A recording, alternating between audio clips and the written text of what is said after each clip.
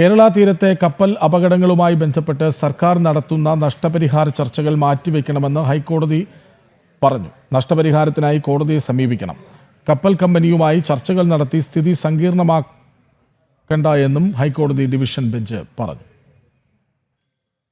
അടുത്തയാഴ്ച കേരള തീരത്തെ കപ്പൽ അപകടവുമായി ബന്ധപ്പെട്ട പൊതുതാൽപര്യ ഹർജി പരിഗണിക്കും വരെ നഷ്ടപരിഹാര ചർച്ചകൾ മാറ്റിവെക്കുന്നതാണ് ഉചിതമെന്നാണ് ഹൈക്കോടതിയുടെ നിലപാട്.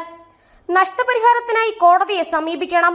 കപ്പൽ കമ്പനിയുമായി ചർച്ചകൾ നടത്തി സ്ഥിതി സങ്കീർണമാക്കണ്ട എന്നും ഡിവിഷൻ ബെഞ്ച് ഓർമ്മിപ്പിച്ചു. നഷ്ടപരിഹാര തുക എത്രയെന്ന് വെളിപ്പെടുത്താത്തത് എന്തുകൊണ്ടെന്നും സർക്കാരിനോട് ഹൈക്കോടതി ചോദിച്ചിരുന്നു.